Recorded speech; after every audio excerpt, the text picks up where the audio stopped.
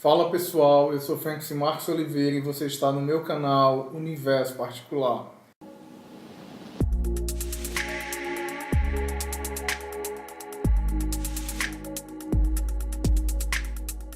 Hoje é o primeiro vídeo do projeto Tolkien que está sendo realizado por mim, a Lu Evans, do canal Nebula, e também pela Ledocena do Portão Literário. Antes de qualquer coisa, eu gostaria de agradecer elas duas pelo carinho, pela interação, São dois canais muito bacanas aqui do YouTube, onde se fala de literatura, e o amor pela leitura.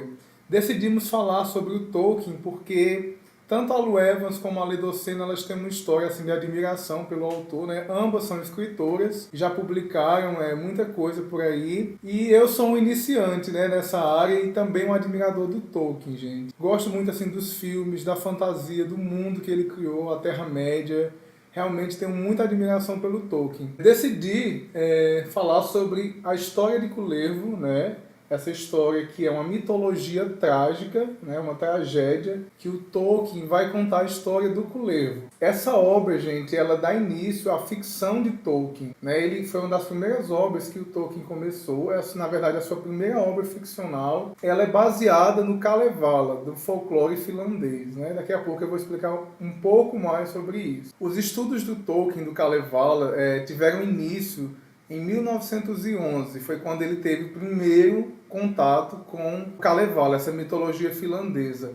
E a mitologia finlandesa exerceu grande influência sobre o Tolkien. Ele desenvolveu um idioma para a sua literatura, ele era um linguista, professor em Oxford, e gerou um impacto muito grande. Ele ainda estava estudando no King's Edward's School, quando ele teve contato com essa obra. O Kalevala vai influenciar bastante os filhos de Húrin, principalmente um personagem chamado Túrin Turambar. O Kalevala também teve uma grande importância para o próprio povo finlandês, Ele vai ser uma coletânea reunido pelo médico folclorista Elias Lönnrot. Esse cara ele vai ser considerado um herói nacional porque ele desenvolve no povo finlandês uma certa identidade, dá ao povo finlandês uma espécie de nacionalismo. Isso tudo porque a Finlândia esteve sob o domínio da Suécia desde o século XIII, Então ali em meados de 1200 até o século XIX e depois sob o domínio da Rússia. Então a influência estrangeira sempre foi muito predominante na Finlândia. Com a descoberta dessa mitologia folclórica, vamos dizer assim,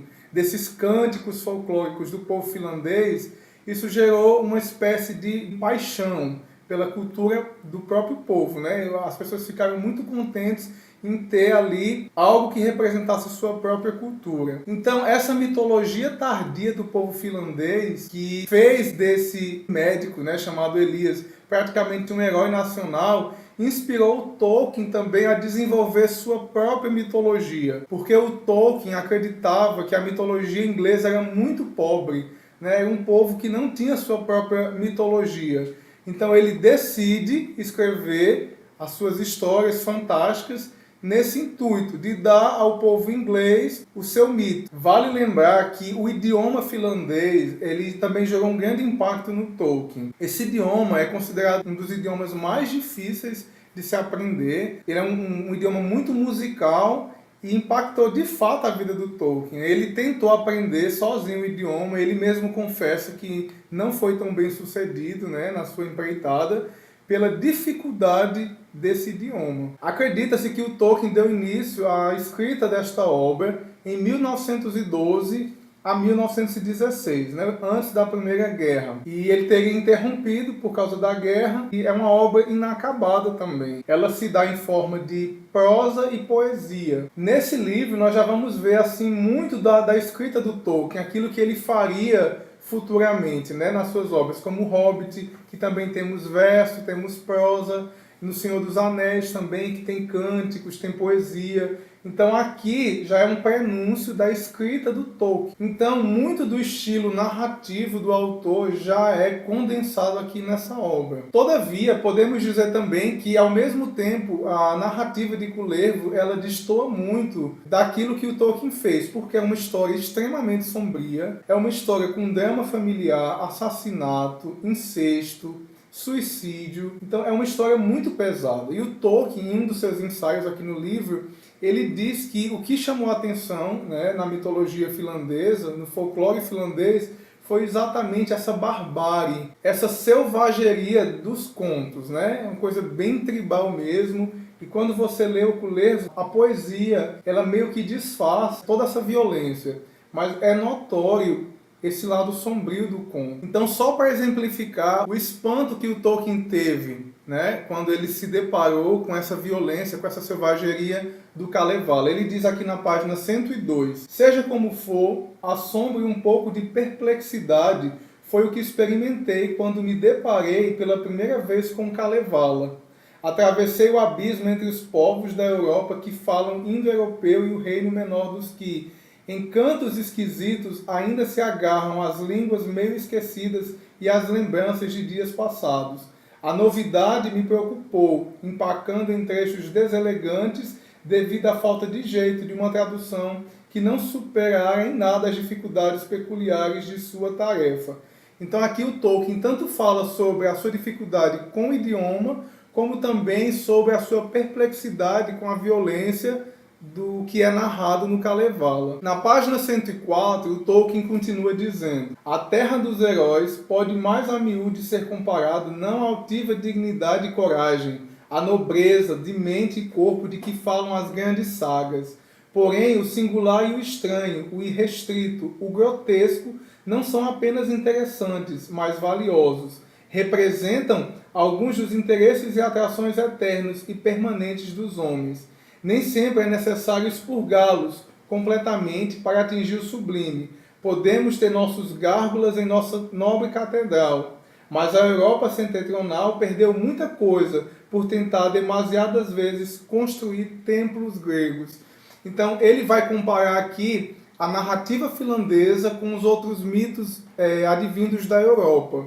Então, enquanto os outros mitos eles tentam exaltar valores nobres, né, o Kalevala vai mostrar o pior do ser humano, a violência, a brutalidade, o estupro, o abuso infantil, o homicídio, o suicídio.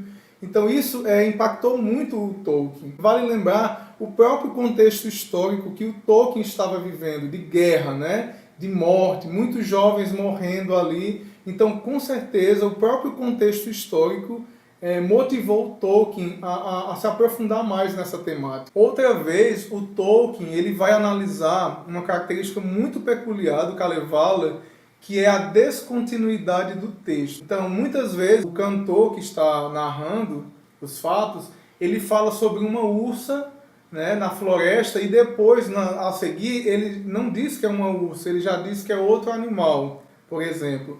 Então, é um texto completamente desconexo.